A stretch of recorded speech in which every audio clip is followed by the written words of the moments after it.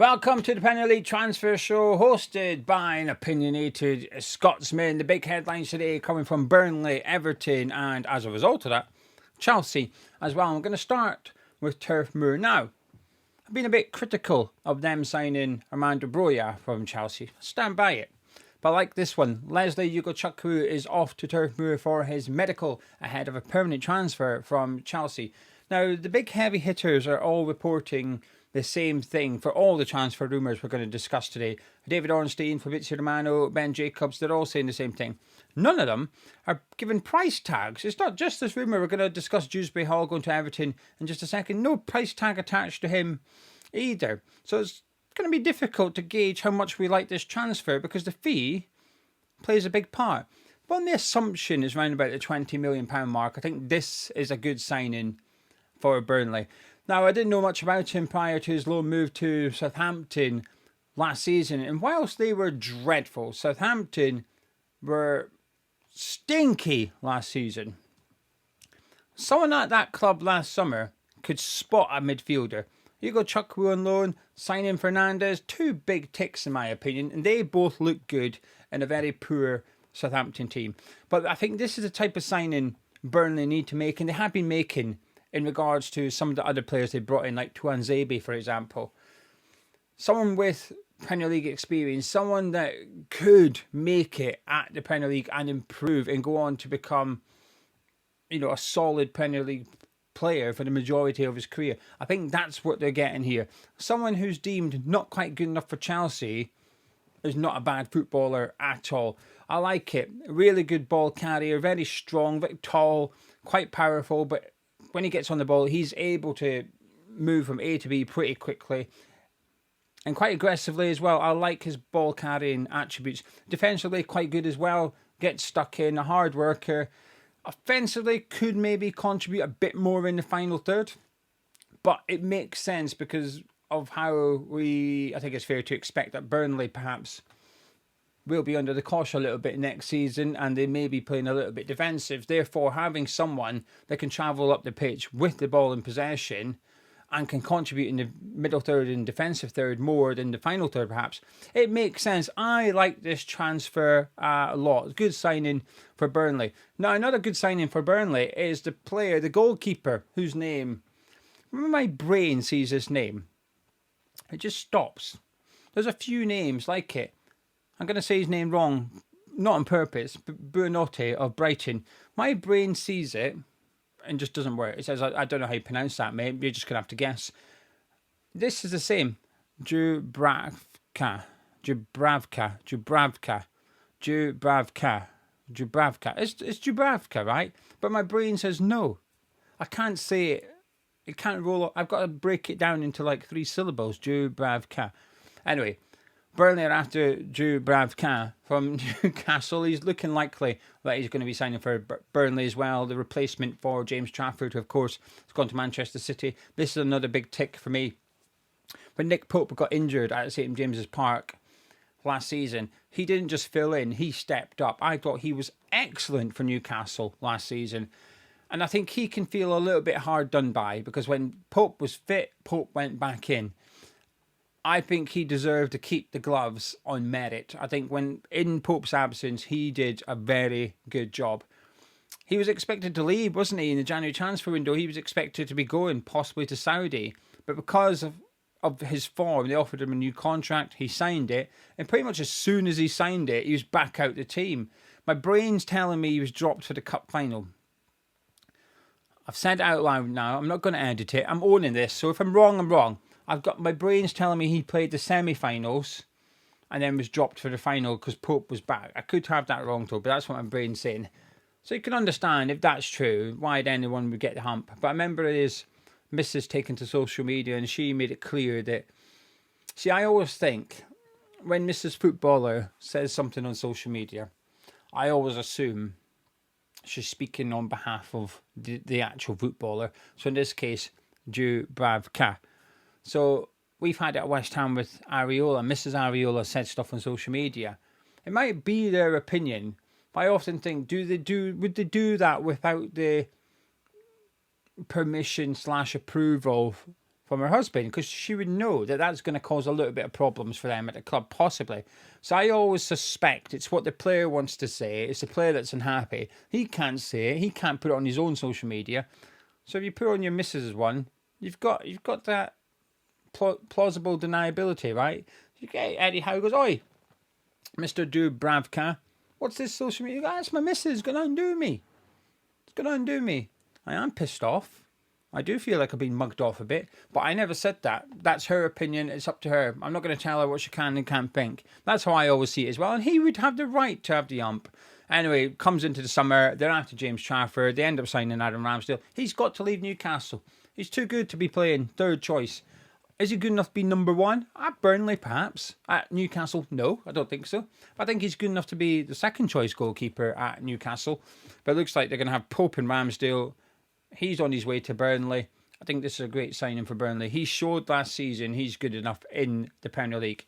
Now, moving down to Everton, Dewsbury-Hall looks like he could be the next one signing. It all feels like this is happening as well. Also signing from Chelsea. Also, no transfer fee attached. But I'd imagine he might be a little bit more expensive than Ugochukwu. So maybe 25 million for Dewsbury-Hall. It's a David Moyes player, isn't it? Do you know when you see Everton linked to a player and it just smells of Moyes? This one just stinks of David Moyes. That's not a bad thing, by the way. That's not a criticism. What I mean by that is it feels destined to be a success. This transfer just feels like it's going to work because David Moyes is his manager. I think he ticks every box that Moyes likes in a midfielder. He's hard-working, gets stuck in, he's decent in possession, he's very athletic. Everything Moyes wants in a midfielder, Dewsbury-Hall has it. I think this is a great signing for Everton. Obviously, I've seen them in America this week. I've seen all three of the games, actually. Watched them compete and then lose to Bournemouth, not compete with us and lose, and then against Man U last night. It was an all right game, actually.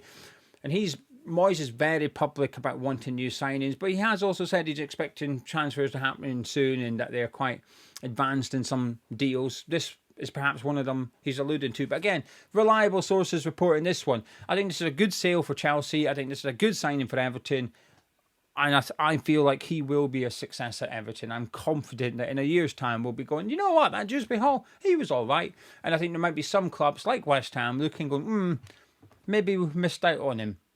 For, if anyone wondering, would I have him at West Ham? Yes. Was he at the top of my list? No.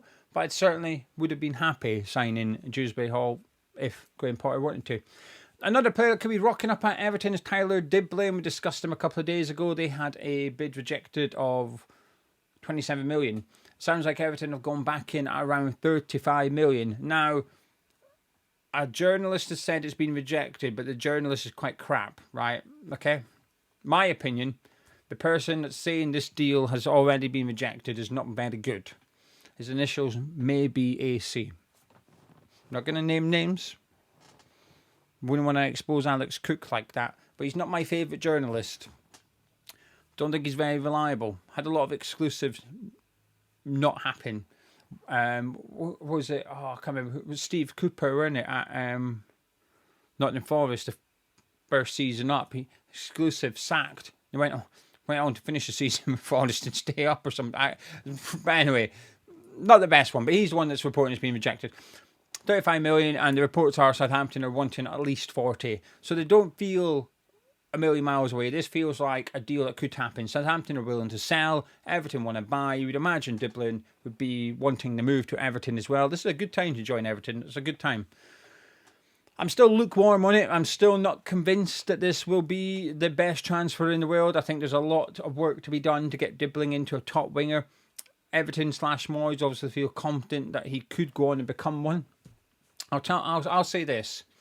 For a similar price, this is bold, right? This is a bold call. I'm either going to look really stupid or really good in about 5 years' time. This is a long-term prediction here.